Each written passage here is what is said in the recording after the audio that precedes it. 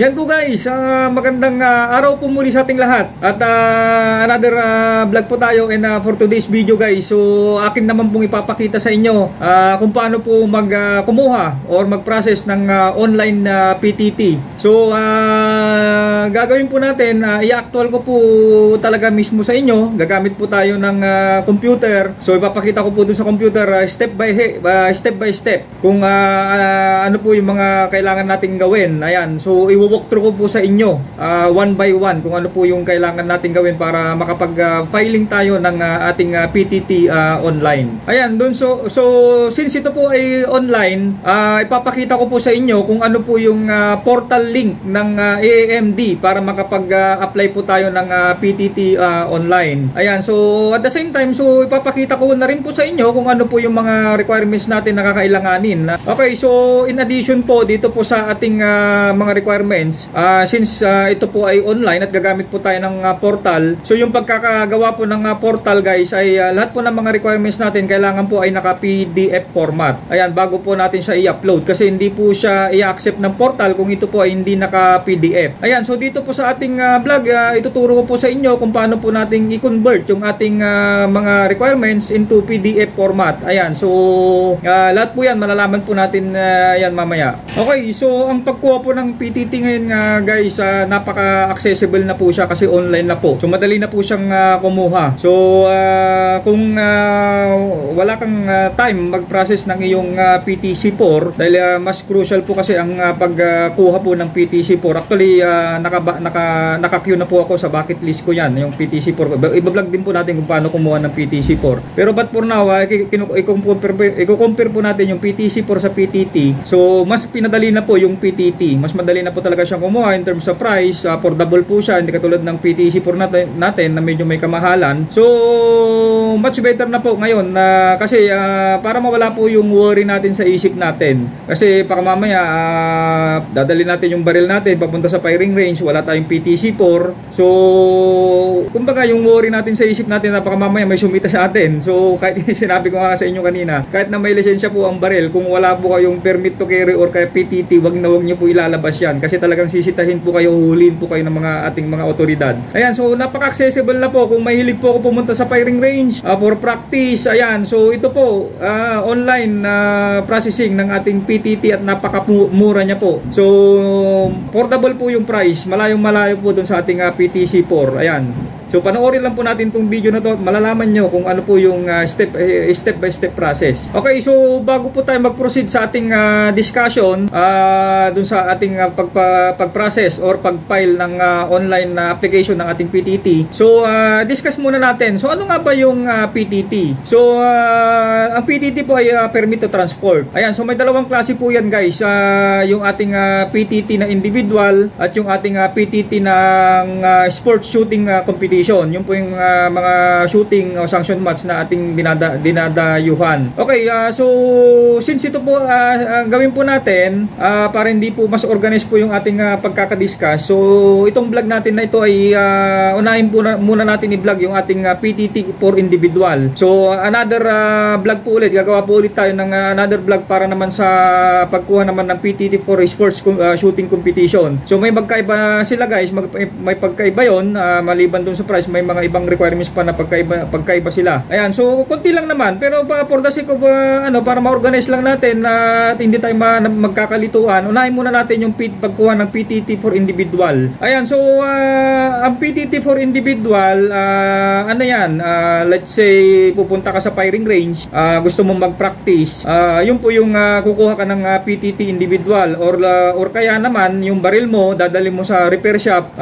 yun po. So kailangan po natin ng PTT for individual. So unlike po dun sa shooting competition na ano po yun, ang purpose mo po talaga dun is laro or may yun sa competition. So dito po marami pong nagtatanong before dun sa akin sa vlog po natin na paano po pumutok sa isang firing range. So marami pong nagtatanong dun kung kailangan daw ba ng permit to carry.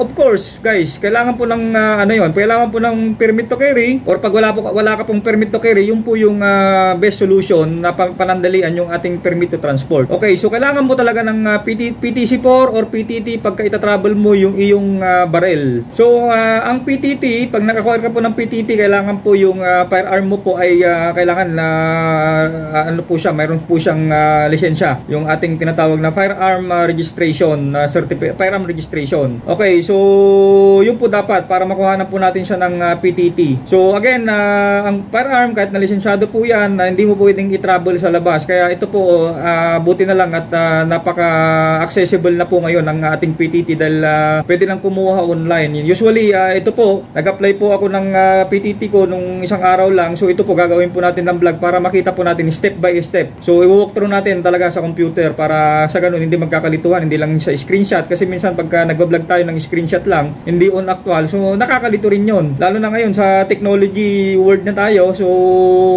may mga hindi rin gaano maalam sa computer. So ito po, ang gagawin po natin dito, gagamit po talaga ng computer, i-screen recording ko po siya. Para sa ganun, pagka nag-apply po kayo, pwede nyo na pong sundan yung ating vlog, kung ano po yung mga ginagalaw natin, ano yung pinupuntahan nating link, ano yung mga ibang peripherals na pwede nating puntahan. And of course, syempre, hindi yung information nyo, yung inyong itatype, hindi po yung information ko. Pero yung process, flow ng process, yun na po yun, yung gagawin po nating vlog ngayon. Okay, so ito, napaka-importante rin. Pagka sinabi nating PTT for individual, may tanong po dyan, ilang rounds of ammo ba ang pwede kong dalhin? Pagka PTT for individual lang guys, ang ammo lang na pwede mong dalhin ay 50, maximum of 50 rounds. Ayan po, so kasi unlike po dun sa yung pagka yung LTAP nyo po ay in relation pala sa LTAP, may doon sa LTAP po kasi natin mayroong other licenses. Yun po yung tinatawag nating sport shooter. Ayan, yung pagka hindi ka po sport shooter, pagka kumuha ka po ng PTT individual, maximum mo lang ay 50 rounds. So yung may mga other licenses naman na sport shooter, ang pwede po nilang gawin, nadalhin na bala ay mga at least 1,000 rounds. So napakadami po. So siyempre hindi ka naman pwedeng miki-join, kaya nga sport shooter sila po ay nakikipag-join sa competition ng mga sanction match ng PPSA, PSMO. So hindi ka naman, pag shooter ka, dadayo ka sa competition, hindi ka naman magdadala lang ng 50 rounds na bala mo. So kulang na kulang po yun. So yung PTT for individual, kaya maximum of 50 rounds na hindi ka sport shooter, yun lang po yung pag-firing mo dun sa practice mo dun sa firing range. So pagka hindi ka po sport shooter, I would suggest na nakakuha ka ng PTT mo na individual, pumunta ka sa firing range, nagdala ka ng 50 rounds na ammo. So dun sa karamihan naman ng mga natin ngayon, ng mga firing range natin, may mga available naman po silang ammo. So yung pag nabiting ka po sa 50 rounds na dala mo, pwede ka po mag-purchase ng ammo po sa kanila. So dun sa sport shooter naman, other licenses, gagawin po ulit natin na panibagong vlog kung paano po natin paano po tayo kumuha ng other licenses na sport shooter. Ayan, so step by step para matakal po natin ng in details, ng husto yung ating vlog kung paano po kumuha ng sport shooter. Okay, so yung ating link, ito po, ipo-forward ko po sa inyo. Ito po yung ating papasukin na link para makapag-process po tayo ng online application. At mayroon din po akong nakuhang contact o doon sa link na i-open natin, mayroon pong contact doon. Ayan po yung importanteng kunin natin. Ako po, kinuha ko po yung kanyang Viber. So may Viber po yan, yung contact na naka-shown po doon sa ating portal. So nung chinat ko po siya, nag-reply naman po siya. Napaka-informative po. Lahat ng mga information na kinailangan ko po sa kanya ay nasagot niya naman po. So actually kinukuha ko po yung pangalan niya pero ayaw niya pong banggitin yung kanyang pangalan. So sabi niya lang daw successors. Kaya tawagin na lang daw siyang successors ng PTT or kaya AAMD personnel in charge ng ating mga documents na kailanganin like PTT, yung mga ibang documents pa ng mga ating mga firearms. So kung sino ka man sir, maraming salamat dahil sa mga pag-accommodate mo po ng mga katanungan ng mga katulad ko na marami po kong gustong malaman in relation with the firearms sa mga PTT. So shout out po sa iyo. So mabuhay ka po sir. Sana po marami ka pa pong matulungan ng mga shooters pagpatuloy po yung serbisyo. Ayan, so mamaya po yung mga information po na nakuha ko kay sir, magagamit po natin dito sa ating vlog. So mamaya papakita ko po sa inyo kung anong mga information information po yun, nakakailanganin po natin, kaya dapat po natin siyang kontakin. Pero may sinabi po siyang kanina informat na talagang gamit na gamit. Kasi in terms dun sa payment, na may mga tinatawag tayong OP number. Yung OP number kasi kailangan po kunin po sa kanya. Pero may sinabi po siyang gagamitin. So mamaya i-walk through po natin yan. So dun sa ginawa kong actual na online payment, so ipapakita ko po dito sa ating vlog. Okay guys, so let's get started. Start muna tayo sa ating requirements. Ito po yung mga kailangang requirements. Una po ay yung ating request letter. So dito po sa request letter, ang format po nito, so kailangan po ng full name, address, at yung ang importante lang naman dito yung origin, origin at yung pupuntahan mo, destination address. Yung destination address pala, saka yung iyong LTAP dapat naka-attach po dito. Siguro siguro, so since pare-parehas naman tayo ng template, pwede nyo na pong gamitin itong aking template. Ayan, so pipirmahan lang po yan, pipicturan natin. So mamaya po papakita ko po sa inyo kung paano po tayo, kasi PDF format tayo. So from image to PDF format. So ikakrop po natin yung image para malinis. So titignan po natin mamaya kung paano po natin gagawin yon. Okay guys, yung pangalawang requirements natin, one by one na photo. So yung nabanggit ko po kanina na yung mga requirements po natin ay i-convert po natin sa PDF, except po ito. So hindi po natin siya i-convert na PDF. So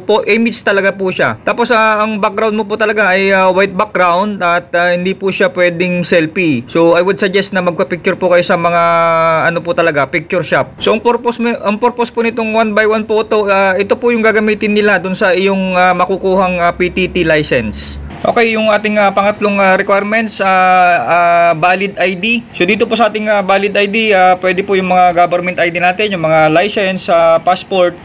Pero ako po, ang ginamit ko po dito ay yung aking national ID. Okay, yung ating pang-apat na requirements, yung ating firearm registration certificate or ID. So dalawa po yan, yung nada-download po natin sa ating account na certificate at yung ating ID na hard copy. So dito po, ang firearm registration po, kailangan po yung firearm registration na baril na ikukuhanan nyo po ng inyong PTT. Okay, yung panghuling requirements, yun po yung ating LTAP o yung ating license to own possess firearm. So pwede rin pong certificate or kaya ID. Okay guys, cropping of requirements images. So ang mga requirements po natin ay pag na-accomplish na po natin, pwede po natin silang picturean gamit po ng ating cellphone or kaya pwede naman pong i-scan using scanner.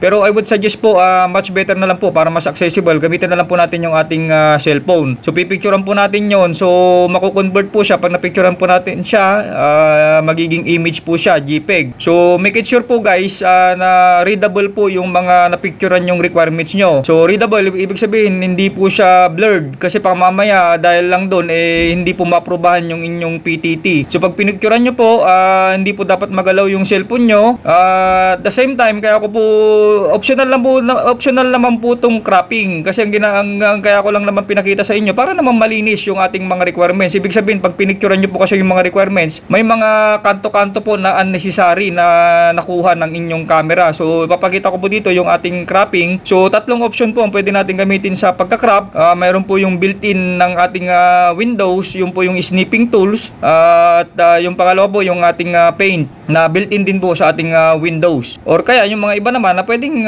third party, yung mga Adobe Photoshop. Pero mas crucial na po yun. Much better na lang po siguro, I would suggest yung na lang po siguro, yung paint saka yung snipping tool. Ayan, yun po yung gagamitin natin para pang crop dun sa ating mga requirements na images, para malinis po siya tingnan. Okay guys, proceed na po tayo sa pag-convert ng ating requirements from images to PDF format. So dito po hindi na po tayo nangailangan ng software. Ayan, para hindi na po tayo magka-crack o kaya So meron naman pong website na pwedeng pasukin na freeware po siya. So ito po yung ating link. Ayan, so kopyahin nyo na lang po yung ating link. Yan po yung gagamitin natin para ma-convert po natin yung ating image to PDF format. Okay, so paano tayo mag-convert? So papasukin na po natin yung link.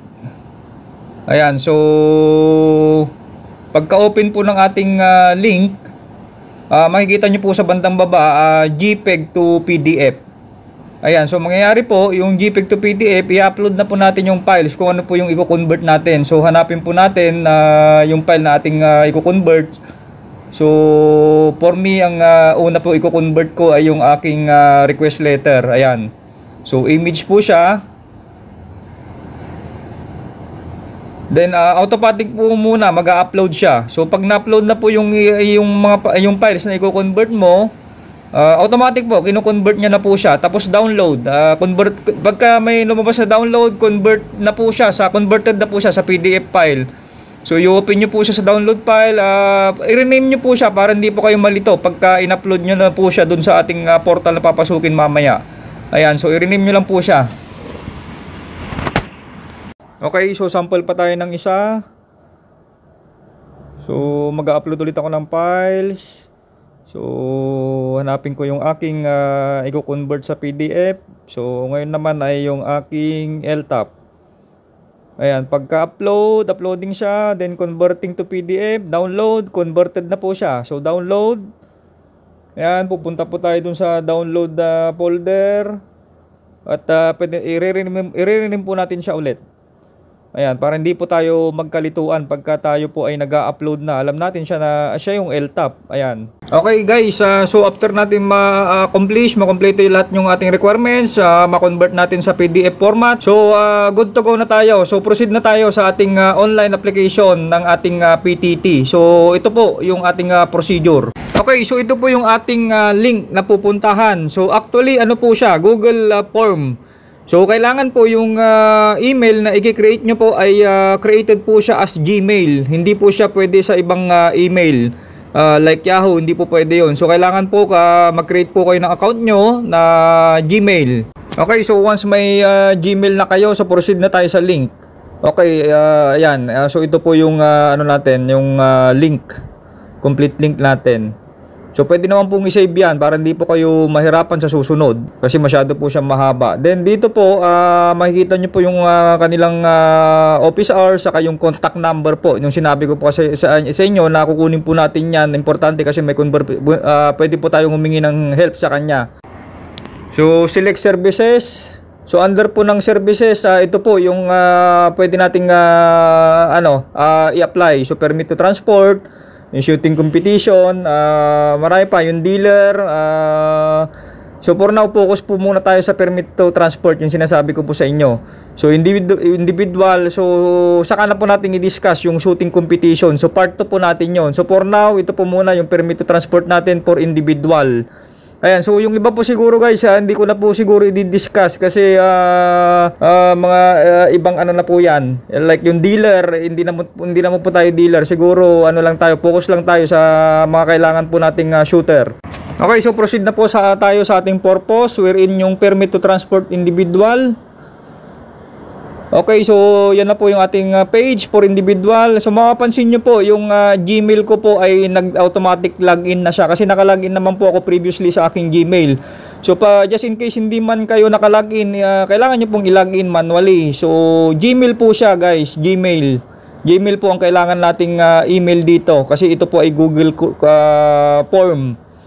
So yung mga ginagawa po natin dito, so since ito po ay Google form, automatic po nagsisave yan.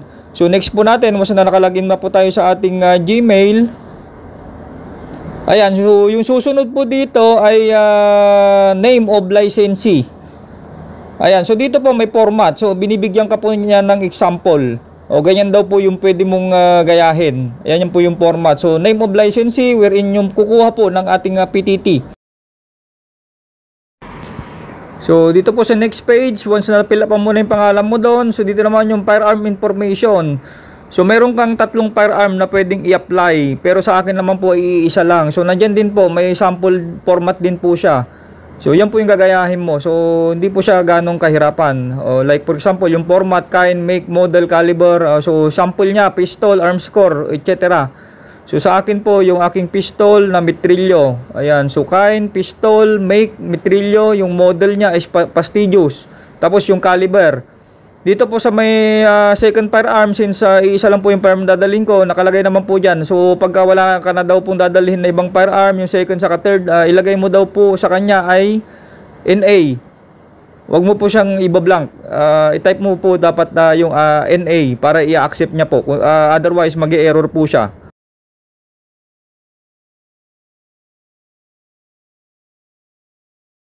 Okay, pag nailagay nyo na po yung ang susunod na pong gagawin natin ay yung serial number. Ayan, so include lang natin yung ating serial number sa first firearm kasi isa lang naman po yung aking dadalhin. So kung mapapansin nyo po yung second firearm saka third firearm, wala pong naka-indicate na NA yung ilalagay mo pagka blank kasi wala naman tayong dadalhin na second and third firearm. So ang gagawin po natin, lagyan po natin ulit siya ng NA kahit wala pong nakalagay na instruction. Kasi otherwise mag-e-error po siya.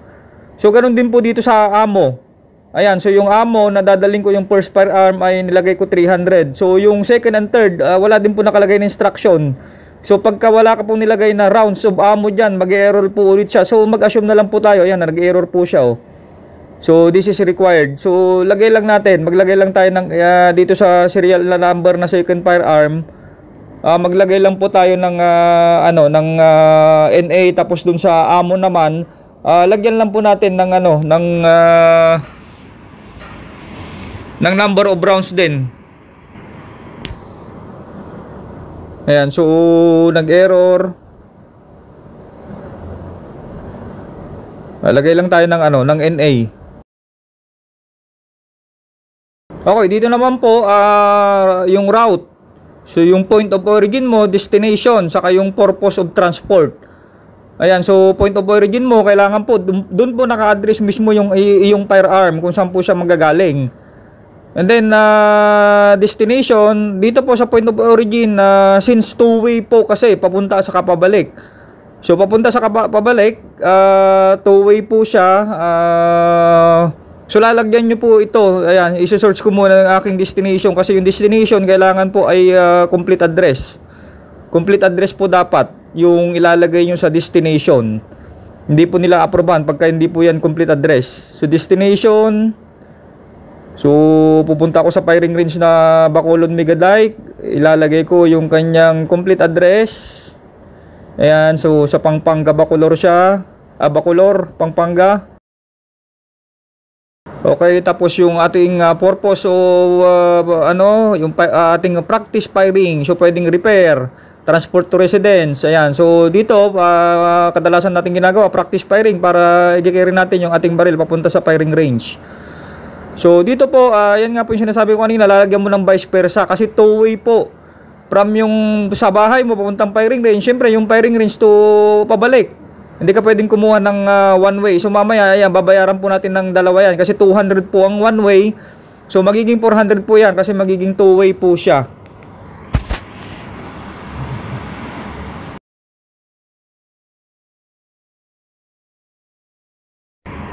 Okay, dito naman po sa next page, ayan na po. So dito na po tayo mag-upload ng ating mga requirements. Ayan, so PDF format po siya except 1x1 photo.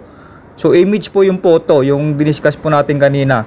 Ayan, so gagawin po natin dyan na dito po na po tayo mag-upload. So nandiyan po lahat ng mga requirements na kakailanganin natin. Okay, so add file. Hanapin natin kung saan natin sinave yung mga ating PDF na requirements. Yan po yung sinasabi ko kanina na kailangan po nating i-rename para sa ganun ay maintindihan po natin.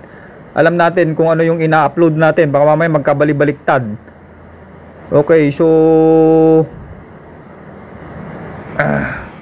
request letter, download. Nandun yung request letter ko sa download. So open, so upload. Ayan, then okay, so yung ating photo, add file. So browse. So i-browse natin kung saan nakasave yung ating mga requirements. So 1x1 photo.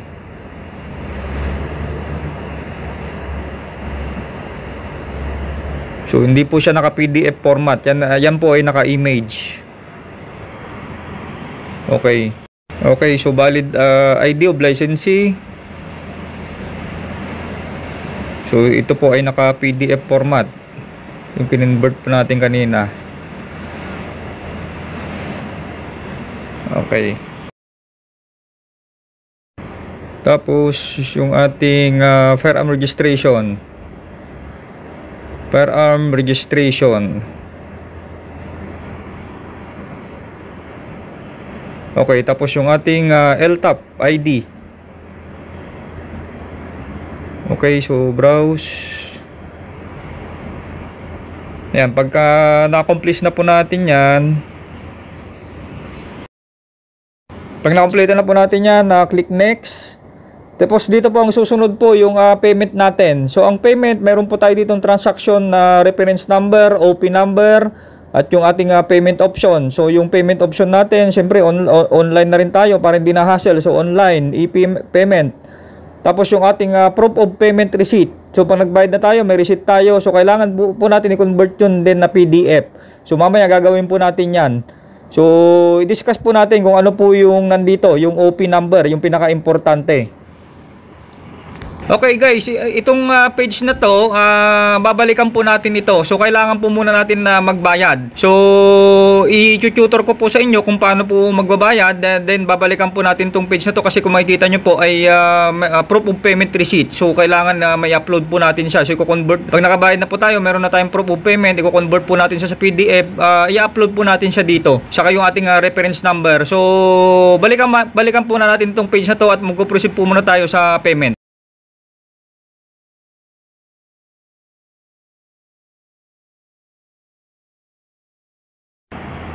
Okay, sa payment, kailangan natin magbukas ng panibagong website. Pupunta tayo sa Google. At sa Google, itatype po natin na Linkbiz Portal.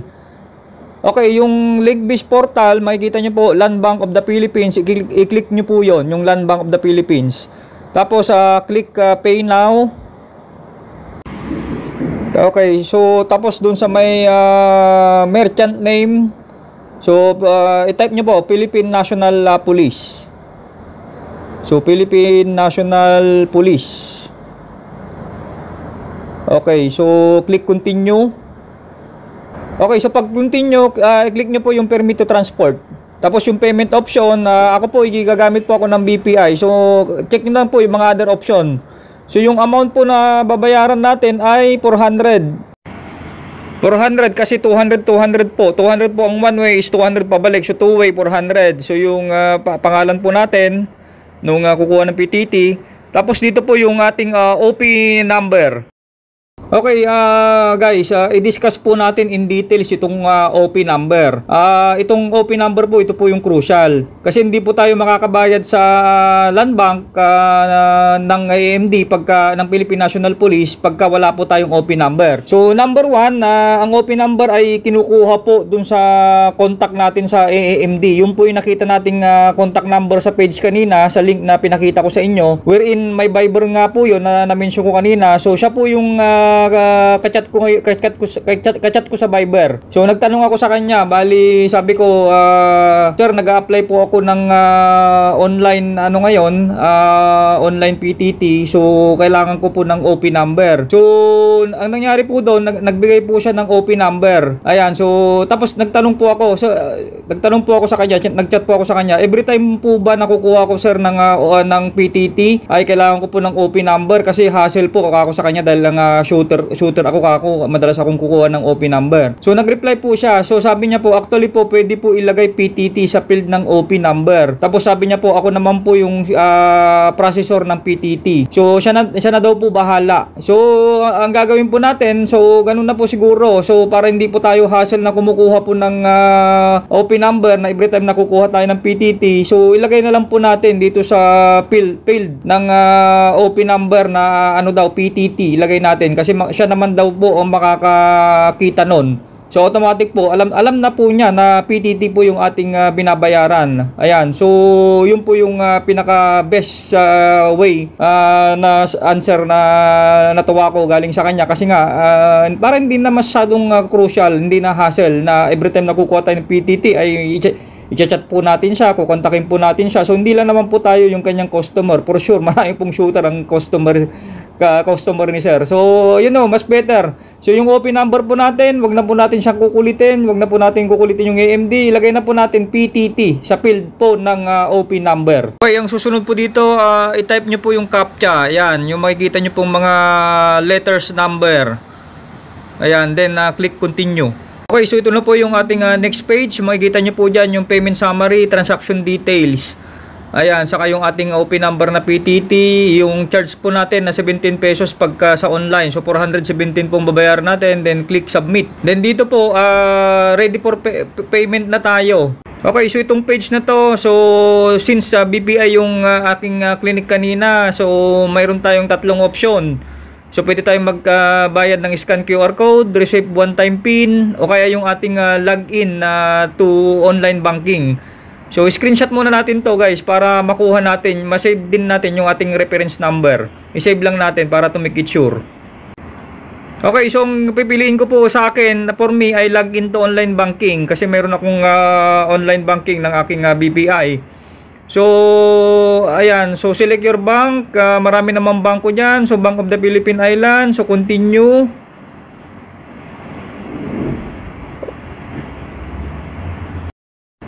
Okay, so dito, nandiyan yung mga reference number. Ayan. So, biller, Philippine National Police, saka yung amount. So, save ko lang ulit.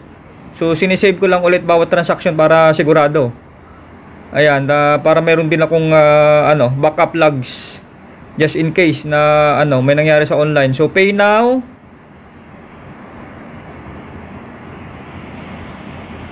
Pagka-click ng pay now, so kailangan kong mag-login dun sa aking BPI online. Okay, so verification.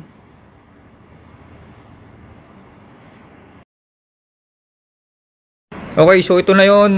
Kailangan ko na ng aking user's name and password. So lalagin ko lang siya.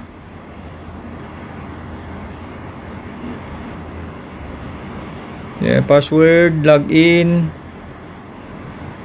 Okay, so yung ating OTP. So sinend po sa akin yan through sa aking cellphone. So, yun yung normal way na ating pagbabayad pagka nagbabayad po tayo online. So, pinakita ko lang din sa inyo para sa natin, sa guide. Hindi tayo magkakalituan yan. Submit. Okay, so pagka-submit, ayan, so select account. Kasi dalawa yung account, pinamimili lang. So, na-click next. So, sending SMS. Okay, so ayan, so OTP ulit.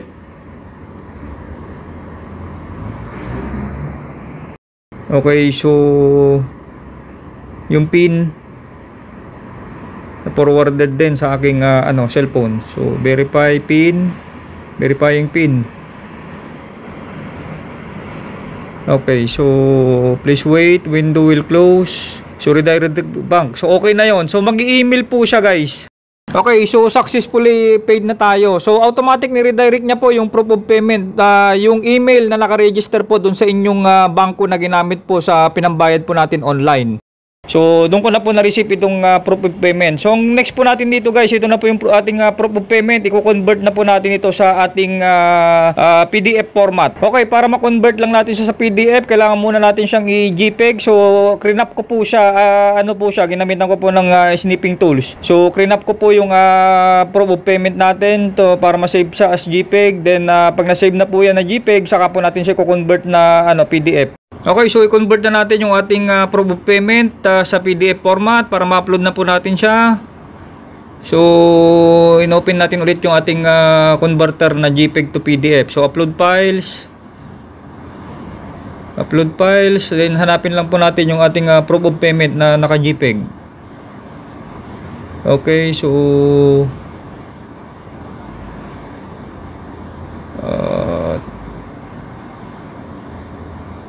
requirements, payment, ito yung ating proof of payment, JPEG. So, ayan. So, download.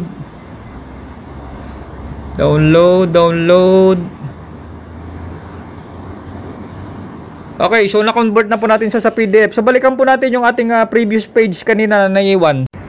Okay guys, ito na po yung page na in-skip natin kanina. So, pwede na po nating i-encode yung ating OP number, PTT.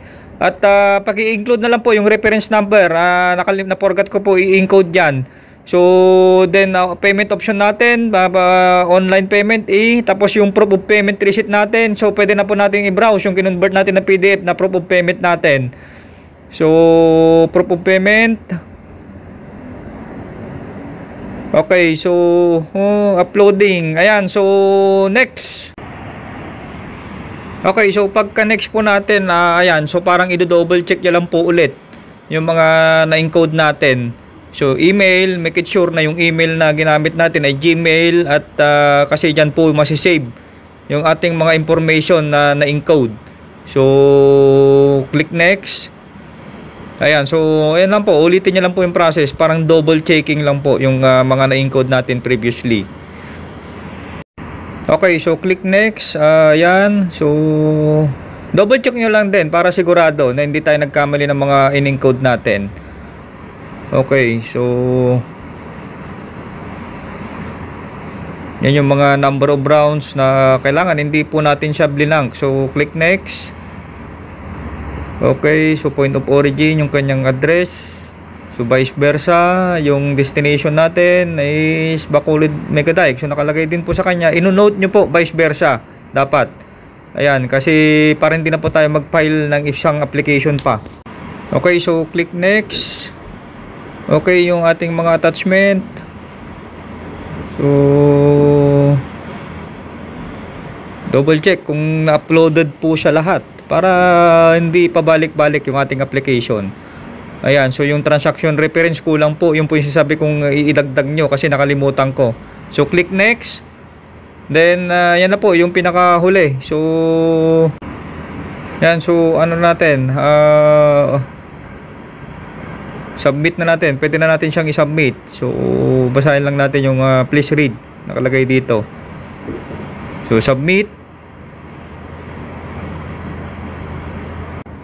Okay, pagka-submit, ito lang po, your response has been recorded. Ayan, so ini-screenshot ko po yan guys. So ini-screenshot ko po. Bali ang ginawa ko, okay guys, pagka-screenshot ko, pinorward ko po yung screenshot dun sa contact ko dun sa AMD, dun sa Viber nga na nakuha ko. Then pati po yung proof of payment, pinorward ko din po sa kanya. Then tinanong ko po siya, what is the next na po sir? So nag-reply po siya. So follow up ko po after 2 to 3 days, sabing ganon. Tapos nag-inform din siya na dito ko po i-send approve PTT. So dito na po daw po sa Viber ko isi-send niya po yung approve PTT. Tapos may question po ako, one thing sa kanya, sabi ko ano, sir, may napansin ako. May napansin po ako dito sa filing ng application kasi hindi po siya nag-prompt ng date kung kailan ko po i-carry yung barrel. Unlike po dun sa sports competition na PTT ay mayroon po siyang date. So nag-reply po siya, pwede po kasi i-adjust depending sa gusto ni applicant. Ayan, so block po yung date once drafter. So pwede pong lalagyan lang natin ng once approved bago i-release application. So malinaw po yon. So pwede pong i-choose yung date kung kailan. Okay guys, so hanggang dito na lang po. Sana po ay nasundan po natin ng maayos yung ating PTT online application na instruction at vlogging. At sana po ay nakatulong po ako sa inyo. Yan. So maraming salamat po sa ating lahat.